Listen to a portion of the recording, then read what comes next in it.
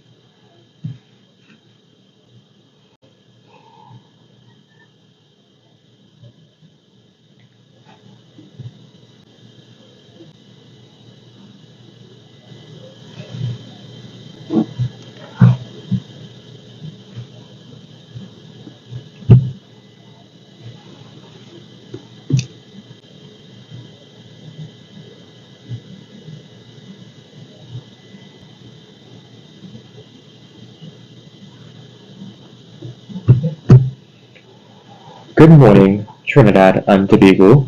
I would like to welcome you to the weekly Sunday press briefing hosted by the Office of the Leader of the Opposition. I am Saddam Hussein, the Member of Parliament for the constituency of Barataria Sanwan, and joining me this morning is my esteemed colleague, the Honourable Anita Haynes, Member of Parliament for the constituency of Tabakeed.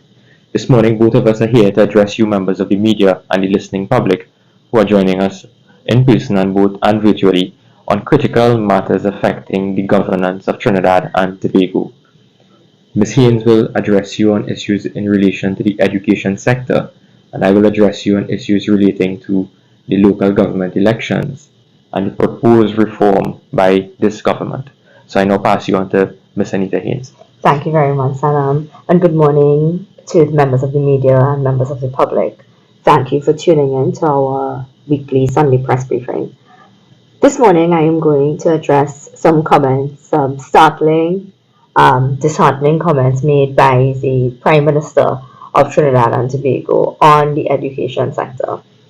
After, about 8 years in government and 30-something years in politics, Keith Rowley has discovered that our school system seems not to be catering to all of the students passing through the system.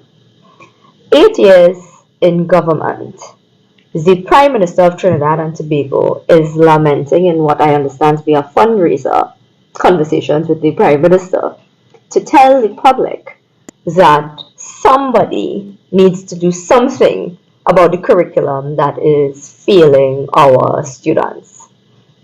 And if that is not the most glaring indictment on an incompetent administration, I don't know what is. If after 8 years you do not know that it is your job to do something, then I really don't know what will convince them that they have applied via the election for a job and they are the ones that are supposed to be doing something. So I want to address frontally the concerns of the Prime Minister, and I also want to show how the actions of the People's National Movement from 2015 to now has created the very problem that he seems to be facing here today. So, the first concern of the Prime Minister. Unfortunately, there are a significant number of young people who are passing through our school system and coming out of it having not benefited from any improvement. A Kamla Prasad Bisasa administration from 2010 to 15 had implemented a number of things to ensure targeted interventions for students in the school system. This included the introduction of psychometric testing at the early stages so that you can assess any developmental needs, any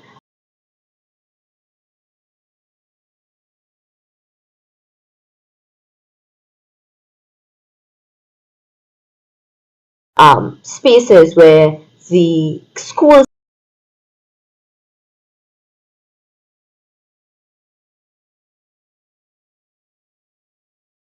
system can be tailored to the student. They also focused on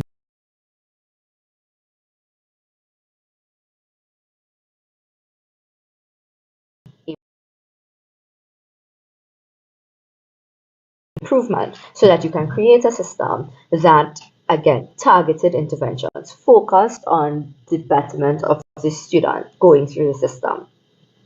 You had an incoming PNM administration in 2015 that instead of improving on or implementing further any of the policy decisions taken by a previous administration, they decided that what they needed to do was scrap and go back to anything that existed before. This is coming on the ends of looking in the curriculum. In an administration, two different ministers of education, but all with the same results because the policy remains the same. And so the Prime Minister lamenting that everyone that goes through the system does not have equal access to opportunities because the curriculum isn't catered to them. That is nothing new. That isn't anything that we did not know. And so when we raise the question about TechFoc in schools, when we raise the question of how you are approaching technical vocational studies in the schools, they have been speaking about it. But what have they actually been doing? So I asked a question in Parliament for written answer because when you ask questions in Parliament, as Saddam would know, for oral answer or an urgent question, you get all sorts of toing and froing, very little actual answers. But when you have to write things down, you have to be a little bit more deliberate. And so my question to the Minister of Education was very clear. We were looking at what the number of technical vocational instructors currently employed in the Ministry of Education, and the number of vacant positions for technical vocational instructors and teachers as at April 30th, 2023. And I'm raising this because it directly addresses the concerns of the Prime Minister, who believes that the education system under his tenure as the head of the executive of Trinidad and Tobago seems to be failing our children. And so when you go through, they list the public secondary schools and the things that are available. You see that they say that they have 550 instructors and 115 vacancies. But I'll give you an example. Plumbing, for example, which is a skill set that is important, that can create a very lucrative career if you are given the instruction, if you utilize the secondary school system. They have no instructors in the public school system, 0 instructors in the public school system, but they claim they only have 8 vacancies. Are there only 8 public secondary schools? And so you see, this is the thing that we're facing, that you have a prime minister, you have a minister of education that will come on a press conference, go to a fundraiser, go somewhere, and say anything that pops into their head. And they will not use any data to drive actual policy making. So since the prime minister has a concern, since he's very concerned about what our school system is producing and whether or not it is effectively able to give children, young persons, an opportunity to get a job when they come out of the system, what have you done with that concern?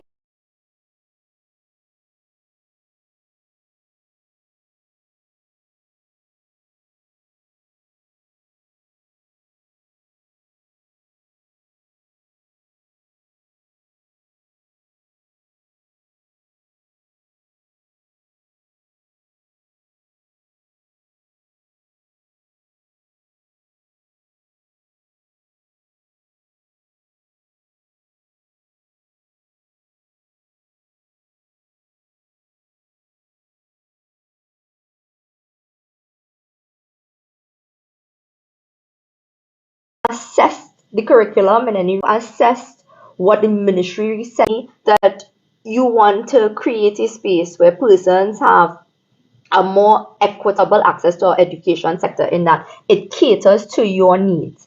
How are you telling us that you have 0 instructors for plumbing, as an example, but 8 vacancies? What are we doing here right now? So how are you assessing which schools, which speak clearly to the prime minister? This concern that you have is valid. We all had it. I had it so that I asked a question in Parliament so that we can understand where Trinidad and Tobago is going, whether or not we are catering to all types of students going through our public secondary schools. And the concern that I have now is that you seem to be unaware that the person to change it or the people to change it are the people in power right now. Again, looking at the concerns of the Prime Minister with what is going into our public, what is going on in our secondary school system. The Prime Minister had an interesting statement, a very interesting statement about under the colonial system, it was a privilege to go into high school. Now he said this in a way that was almost, steeped in nostalgia, that he, when wanting for the good old days of when it was a privilege to go into secondary school. And he seemed to believe that having fewer persons enter our secondary school system, that is the cure to the problem that we're facing. The Prime Minister, the person who told us the rich will get richer, we'll let the rich get richer, and we will find a way to solve all the other problems, because once the rich gets richer, it'll trickle down to the rest of us. Is telling the population, is telling a fundraiser that when fewer people were in the high school, this is not tertiary education, in the secondary school system, that the things seem to have worked better. That is a very scary thing coming from the people who are to design our education policy. It is a very scary thing because we have seen the systematic dismantling of a space for equitable access to opportunities. We have seen cuts to the gate.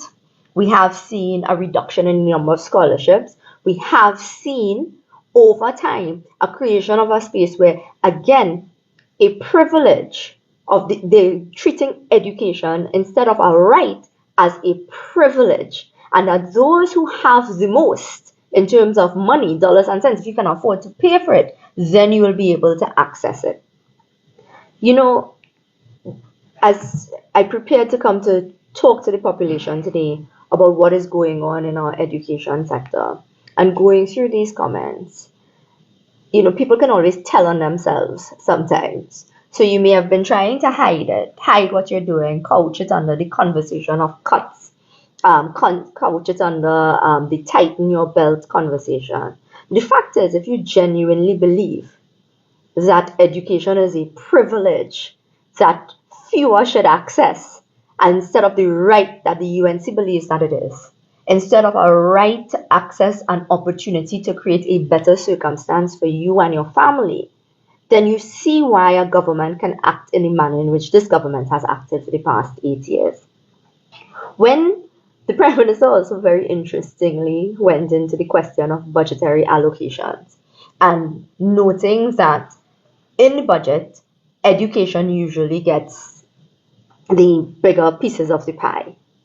And so it brings the question that I've raised over and over again, or the assertion that I've raised over and over again, that it is not a resource problem, it is a competence problem.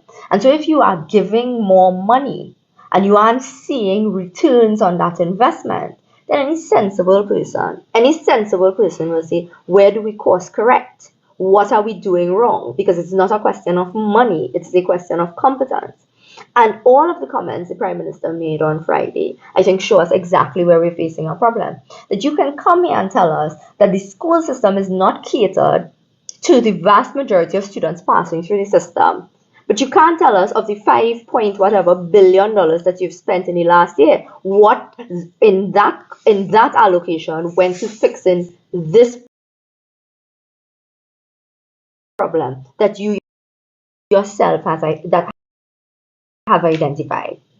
And so as we go through, we also look at the question of school violence, because the Prime Minister is raising this concern under the question of persons finding themselves in a space of crime, and that you are more susceptible to joining a life of crime if you are facing a school system that is not catered to your needs.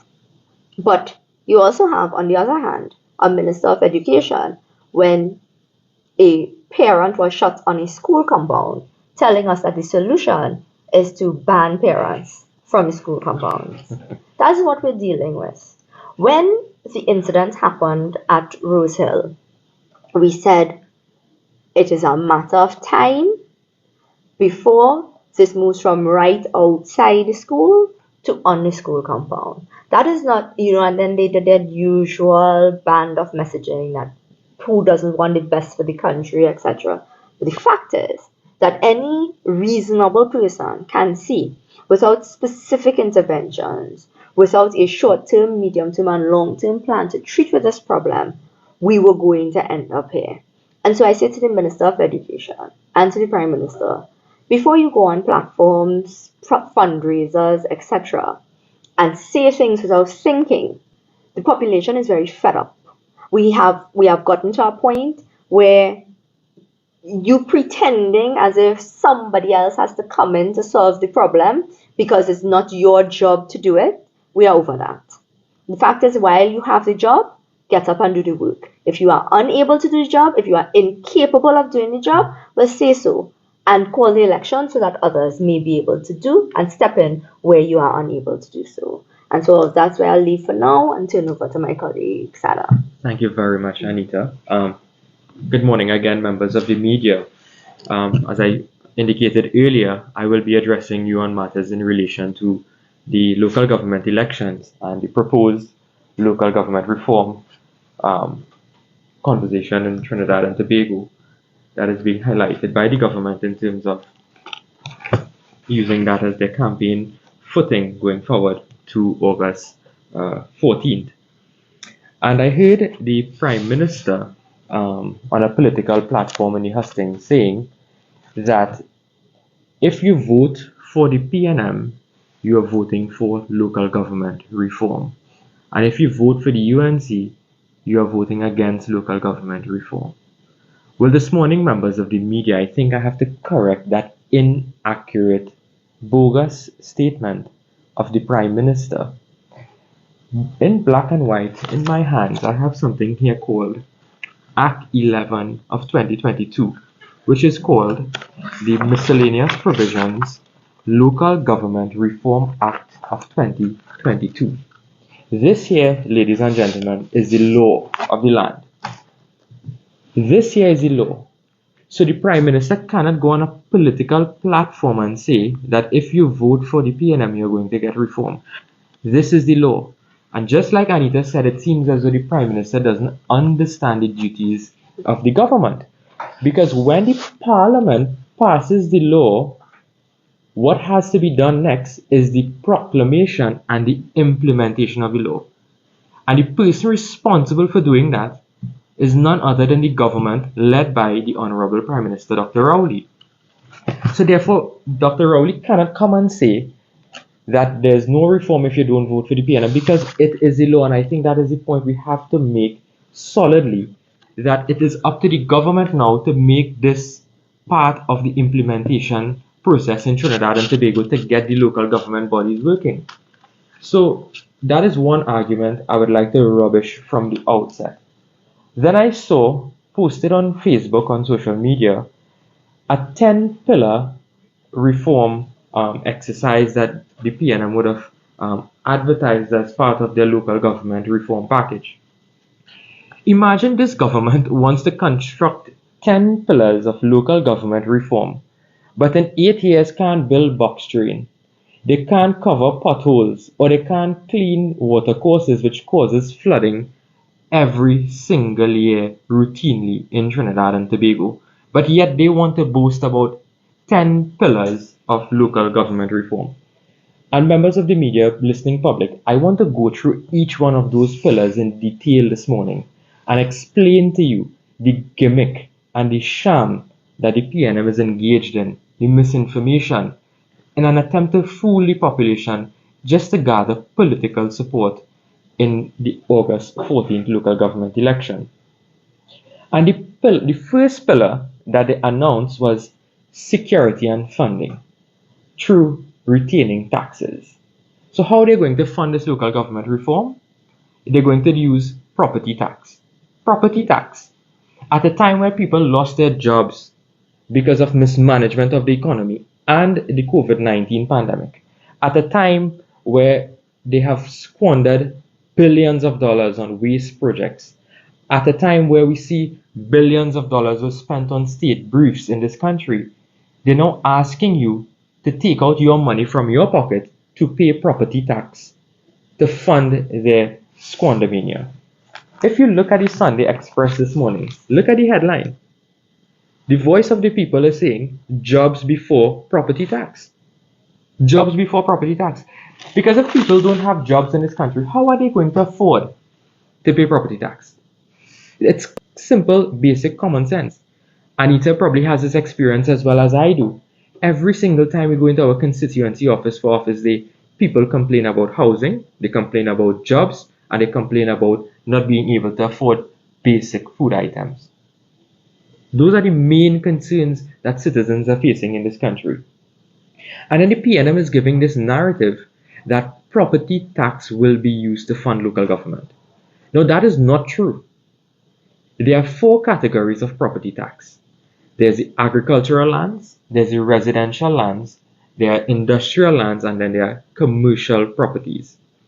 Those 4 categories of lands will be taxed to generate revenue for the government. But not all 4 categories of land taxes collected under those 4 categories are going towards local government. That is not true. The only category will be going towards local government will be residential taxes. And that is at a percentage of 3%. Now, when you look at the estimated revenue in the yellow books, the government estimated to collect $50 million in property tax for fiscal 2023. When you do the math, that means each corporation is going to get $3.5 million out of this property tax. Again, it is a mamaga, it is a gimmick. That could never fund local government reform.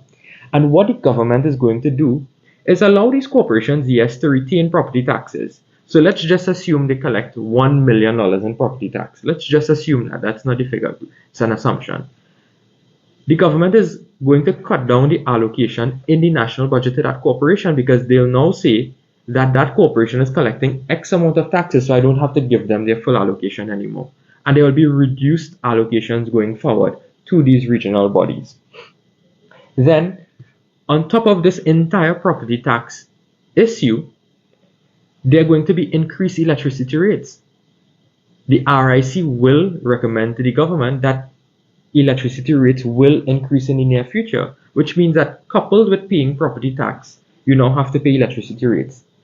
I heard Minister Imbut say, well, it's what no, the Prime Minister said it's a dinement that the Minister of Finance is saying it's 1,200 a year.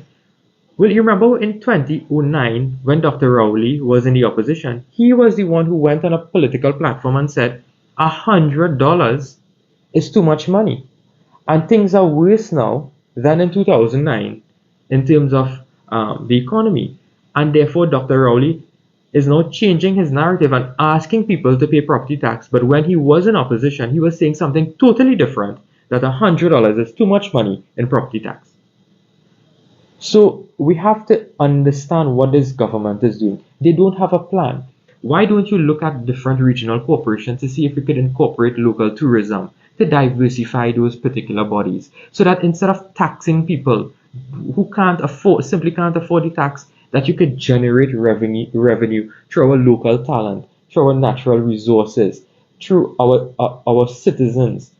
We have the best food maybe in the Caribbean, and we can use all of these things to generate local tourism and diversify the regional bodies in Trinidad and Tobago. But no, the entire idea of local government reform is what? Property tax. Property tax.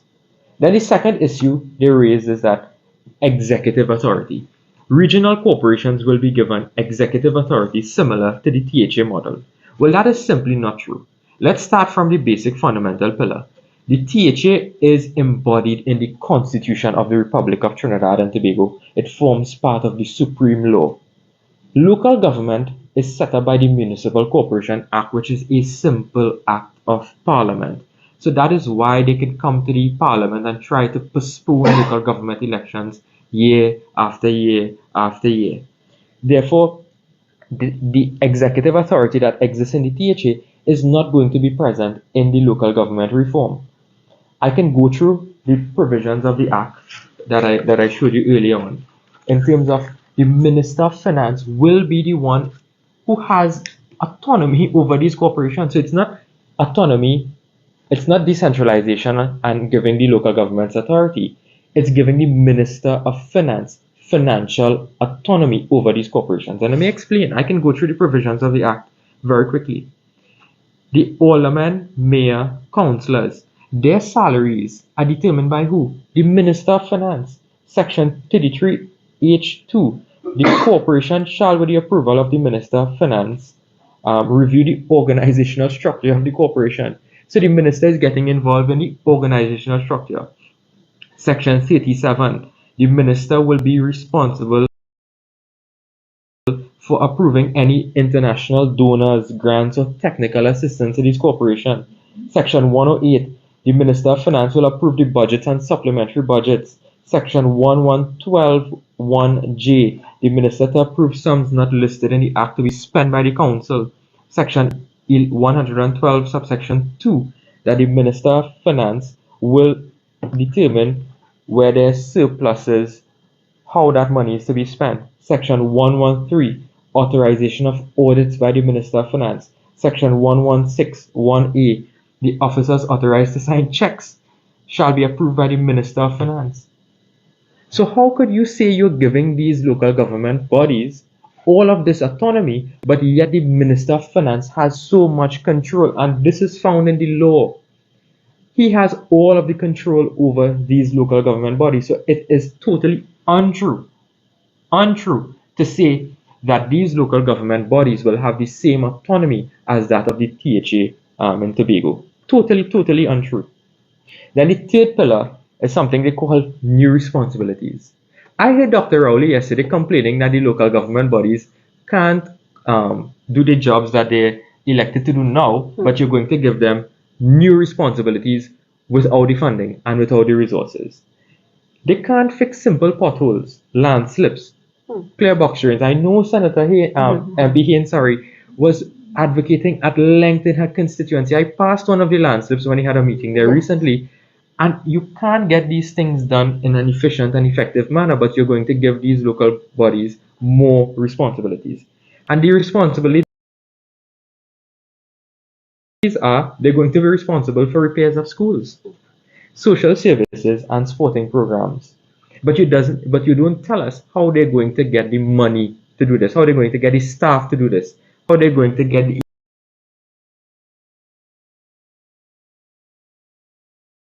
equipment to do this? Dr. Sami, the chairman of the Penal Debe Regional Corporation, informed me that out of the 30% of the annual allocation they get, 30% of that goes towards development programs such as roads, drains, bridges. But 70% of the allocation goes into wages and recurrent expenditure, like phone bills, rental, fuel, government bodies. But again, they don't have the staff, they don't have the money, they don't have the equipment, and they don't have the resources. It simply does not make sense. Then, this is the fourth pillar, local contractors. They're boasting that local contractors will be getting contracts through the regional bodies. Well, I want to ask Dr. Rowley and maybe Mr. Al-Rawi whether they read the Public Procurement Act. Because every contractor now has to go and register under the Office of the Procurement Regulator. It is not that you can select suppliers or contractors. You have to go through proper tendering procedures. Yes, the OPR Act speaks of local content, but that is in terms of foreign services, that you try to prefer local persons in Trinidad and Tobago, but there is no specification that it is from a particular municipal district or local government area. So that entire thing with that local contractors is not true. It is simply not true. It is just a sham in order to have a campaign, because they did nothing for the last 8 years to prove that they have any sort of achievement. The next pillar was more effective municipal police. They have promised 100 municipal police officers for every corporation. I'm advised that this promise was made in 2019. Chaguanas Borough Corporation only got 20 municipal officers in 5 years. And then you have no space to put these municipal officers. You have no buildings to put these municipal officers. Developmental control. Well, there's this pillar called developmental control. Nobody knows what it means. They give no specifics of what it means. They probably look at two nice words and put them together and say, yes, this sounds good, let's put this there. Infrastructure works. Well, I don't have to say much about infrastructure works and the performance of local government corporations in that regard, because they are starved of resources. Especially the UNC controlled corporations are the ones who are really starved of resources. And you would think that, okay, the government set up the Secondary Roads Rehabilitation Company, which was under Minister Al-Rawi, coincidentally, and then was removed to Minister Sinanan under the Works and Transport Ministry. That was one of the companies that had money to actually do works. And the reason why it's named Secondary Roads is because the corporations are the ones who are really responsible for the secondary roads. Why then remove this company from the ambit of local government and put it under the Ministry of Works? And then you're going to say that there will be improved infrastructural works under the local government reform. Again, how? How? Involvement of civil society. It's nowhere in the Act, in the Local Government Act. There's no particulars how they're going to engage civil societies. But in any event, should you not have been engaging civil society all along? Disaster management. We have seen time and time again the disasters when it comes to flooding. The search and rescue teams in Trinidad and Tobago, and I commend them this morning, they're actually more effective than the disaster management units in some of these regional corporations. I can speak from experience from the Sawa Laventille Regional Corporation. When I had massive flooding last year, MP Amin also had massive flooding in Bamboo, and she falls under the Tunapuna Piako Regional Corporation. And then the last pillar is something called regional developmental plans.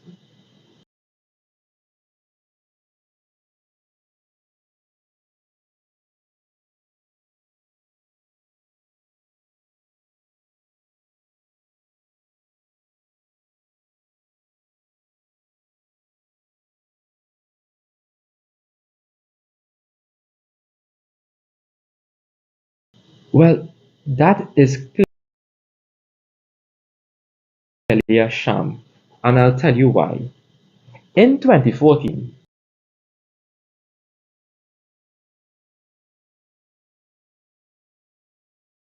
the People's Partnership Government passed something called the Planning and Facilitation of Developmental Act. In that act, it already gave local government bodies powers to determine and make recommendations when it comes to developmental plans within their municipal corporation. That act was partially proposed yesterday. I think he's quoted in the Newsday saying what passes now for local government is a sham. We can do a whole lot better, but we have to change a number of things. And it's not often I agree with Dr. Rowley, but today I want to agree with him by saying, yes, we have to change one thing. We have to change you as the Prime Minister of Trinidad and Tobago. Because I'll tell you why. This local government elections is about sending a message to this government. It is about sending a strong, united message against this government that we are fed up of the crime situation, that we are fed up of the home invasions, we are fed up of the job losses, we are fed up of the mismanagement of the economy, corruption, the squander mania. We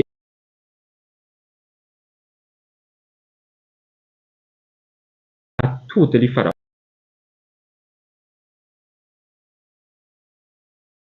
And this is the first step Trinidad and Tobago to remove this wicked, incompetent PNM government. It's the first step we shall take. And one of the most, how to put it's so mind-boggling that yesterday, Dr. Rowley went to open the Diego Martin Administrative Complex. And that is where he said that what passes now for local government is a sham. And I was past some pictures of that building, the opening of that building. And what I saw was basically a construction site. The Prime Minister yesterday would have opened some of the pictures that will be on the screen very shortly. You will see scaffoldings. There's one picture with a scaffolding. And there's a yellow sign, a bright yellow sign that says construction zone, overhead works in progress.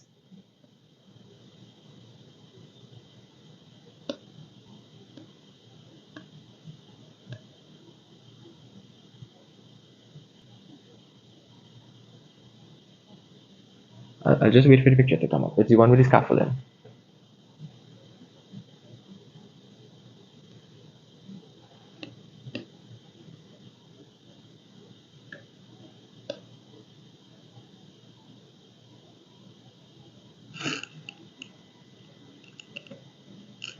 Well, you can see some of the pictures that come up on the screen. You'll see that there are containers with the storage. You'll see containers with storage there. You will see the portable washrooms are still on site. You will see that the concrete pavers are still stacked. They are not properly laid. You will see that this entire building is incomplete. The Diego Martin Administrative Complex that they opened yesterday was a construction site.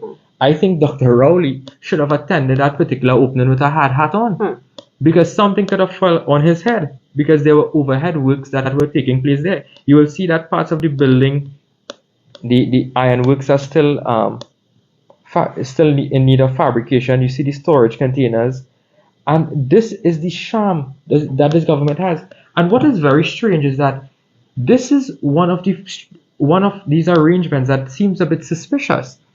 Because that Diego Martin Administrative Complex, that building that they opened, I think we have the picture now. So if you look at the picture, you'll see that there's a scaffolding that says overhead works in progress.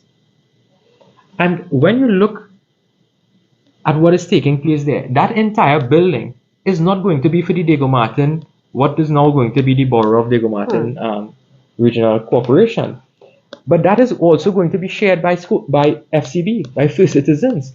So this is the first time I have seen in the history of our country, I think, in the 14 municipal corporations that we have, where a bank is now going to be sharing half of the building with the regional corporation. The bank is going to be occupying half of that building. So that is when they tell you that this is local government reform. Members of the media, you really have to think twice, You cannot believe them. The bank apparently has funded the construction of the building and will now occupy that building for 20 years. For 20 years, the bank will be occupying the Diego Martin Regional Corporation building. Can you imagine that? Well, then I think if we have to get funding from First Citizens Bank, the Cuba Tabaqui Corporation should put in a request that they build a building for them too. Because, and then we have the Penal Debe, we need a building there, Siparia. And all of these corporations should put in requests now to FCB to see if they will fund the construction of a building. It is a total gimmick and sham. Yesterday they opened a construction site in Diego Martin, and the Prime Minister is now boasting that people are not doing their job. Prime Minister, it is you who are not doing your job. You are not doing your job, and that is the gimmick that they will come to you with come to you members of the population, and we are, as the UNC, we are here to expose them and ensure that they don't perpetrate these lies to the public. And I just want to say while I close my part of this contribution now, is that we must ask ourselves: are you better off today than you were in 2015? When August 14th election is over, nothing will change. The only thing will change is you sending Dr. Rowley a strong, united message that we are fed up. This election, brothers and sisters, is about crime. It is about the economy. It is about mismanagement and corruption. And we must vote the PNM out of office. The PNM, they are very dangerous. I think, in fact, they're more dangerous than the loose jaguar that is on the scene. And I want to leave you with a few words, ladies and gentlemen. And it's a quote from Anne Frank. It's a very powerful quote. And it says, "What is done cannot be undone, but one can prevent it happening again." Thank you very much. We'll now take questions. We have some questions. MP Haynes, you've mentioned this, the problem with the lack of data before in the education sector. But what exactly is the problem here? Is it that there's a deliberate attempt not to collect data, or just perhaps the government is dragging its feet in collecting data? Excuse me. So, we actually have a twofold problem. Whatever data is being collected, the ministry seems to believe they have a stranglehold on that data, and so it's for internal use only. So the data that we use as members of the public, as members of parliament, as policymakers in our own right, would be data that we get from FOIs, joint select committees, etc., questions in parliament, that sort of thing. So there is a method of some data collection from the ministry, feedback coming in from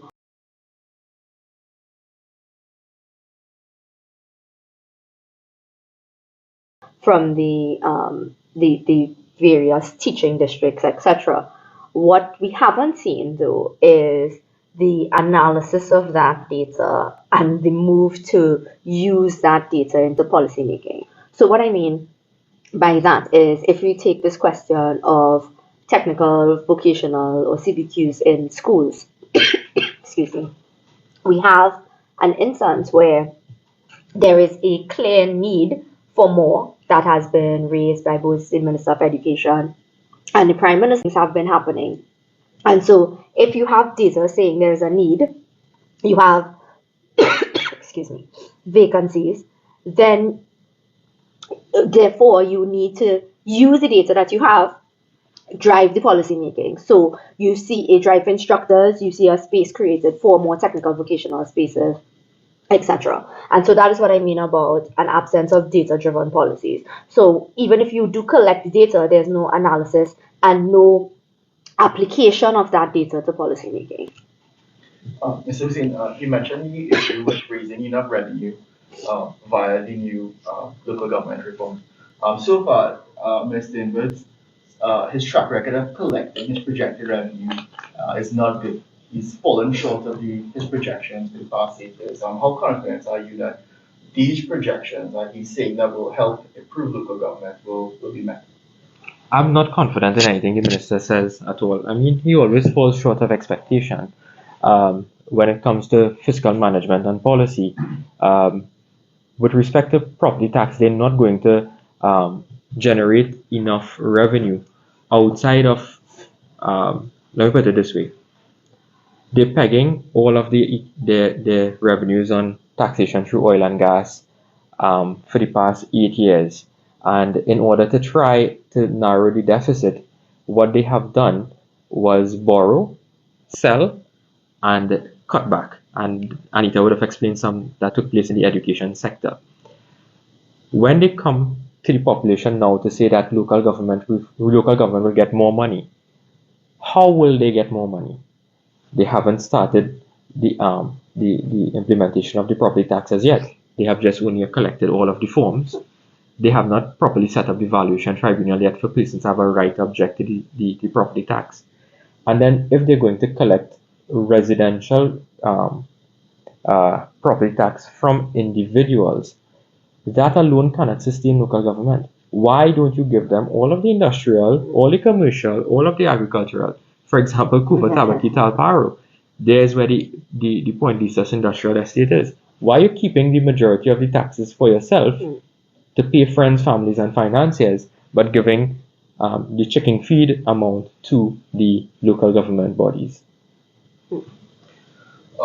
So, as a follow-up question, are you suggesting that the reason why the commercial and industrial property taxes are not being implemented is the government does not want those UNC corporations to benefit from it? There has always been geographic discrimination when it comes to the allocation of resources in local government. The leader of the opposition was at length to go through each corporation, the allocations, and the value per citizen in terms of the allocation being given by the government. There has always been unequal treatment of local government bodies that are controlled by the UNC. The second point is that we are totally against property tax. We're totally against it. We never, at any point in time, ever supported local government property tax. When you look at the local government reform, there's a minority report in the local government reform JSC report where we explicitly stated that we're not supporting property tax. What we have suggested in the past was the reversion to the old land and building tax model that had existed in Trinidad and Tobago ever since independence, but we have never supported property tax. I think you mentioned the incident involving a parent, and that the ministry is not now allowing parents on school compounds to reduce violence. I was just wondering if you were aware of any programs to help counsel children that witnessed the violent incidents on school compounds. No.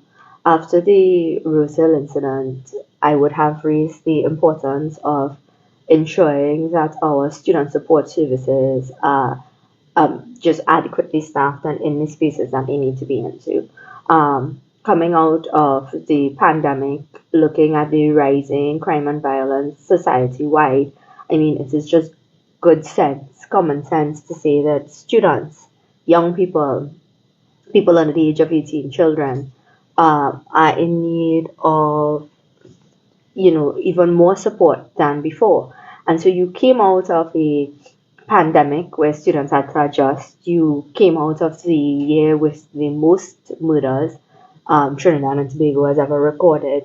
We have seen more and more incidents of school violence. We've seen more and more incidents of violence in and around schools. And we've seen the same number of support officers within the school, the same number of counselors. And so again, going back to what I would have said before, is that you would have data, you would have the information, and then you aren't utilizing it in policy making. And I was wondering if you had any comment regarding the Defense Force rifle that went missing but now has since been found. Yeah. With respect to that particular issue, we had raised concerns initially with the weapon being missing in Parliament when the matter came up in the Parliament. We had raised issues then. It shows that there have been the gravest security breaches within the highest offices in the land in terms of the ones who are responsible for keeping us safe. We had asked that an immediate investigation be launched in that matter, notwithstanding the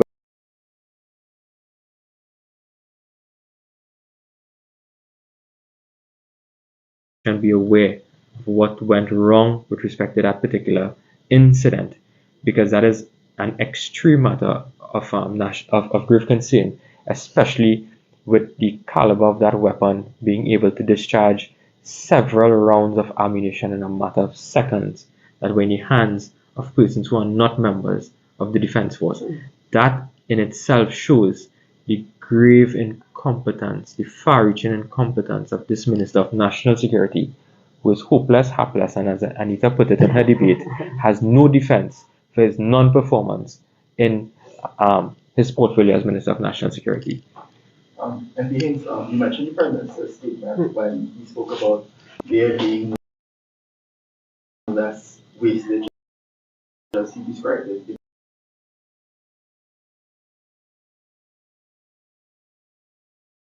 the education sector in years gone by. You suggested that it was perhaps he was looking back with nostalgia, but do you think the point that you're trying to make was that perhaps people, parents, valued education back then as opposed to now?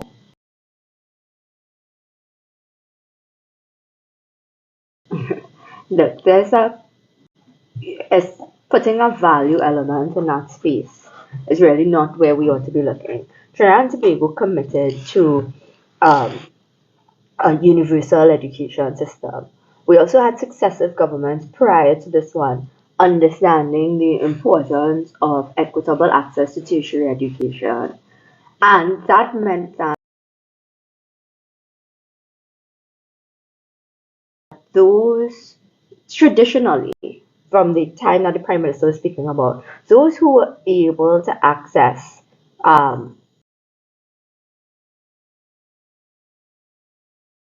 were the people who had the money to access it, so that we could be very clear about what we're talking about. If you were already wealthy, you would be able to access education. Those who had to value the education or appreciate it more are those who had no money and depended on scholarships, etc. So whether or not that's what he was trying to say, that is not a society that we ought to go back to. As space, the curriculum, Trinidad and Tobago, we've been operating on a curriculum that has now outlived its intervention. An intervention that started between the years of 2010 to 2015, taking a look at the curriculum and developing it for a student of the future, so that the next generation of Trinidadians and Tobagonians are able to be contributing members of a global society. That is very critical. And so this question of how you value the education, if the product that you are giving the children anyway isn't even something that they are able to utilize in creating a life or a livelihood, it really becomes good. So I think the Prime Minister is showing that he is dated. He's also past the sell-by date. That's not how you discuss education. Right. You discuss education from whether or not you value it because you have a privilege at it. People from our generations, and we understand education to be a basic, fundamental right. That we would never discuss if people value water or value oxygen. You understand it to be a basic, fundamental right of your existence on this earth. And so the Prime Minister is very wrong in his assessment. What he ought to say is, as a policymaker, as the head of the executive, are you creating a product, a system, an education system that we as a society overall can value, because it is adding value to our population? It is creating a citizen that can be entrepreneurial, that can exist in the global future. And that's the real question that we ought to be asking. Those are the questions. That's it. All right. Thank you very much, members of the media, listening public, for joining us this morning on our weekly Sunday press briefing. As we close, I just want to say that on August 14th, the most patriotic thing you can do as citizens of this country is go out and vote against this PNM government. So I urge you to be safe. The nation's roadways are wet this morning. I urge you to be safe and join us again on our Monday night report that will be held in the Regional Corporation of Sangre Grande, where we have a powerful lineup of speakers with the political leader and leader of the opposition, Mrs. Kamla Prasad Bissessa, Senior Counsel. So thank you very much and keep safe, Trinidad and Tobago.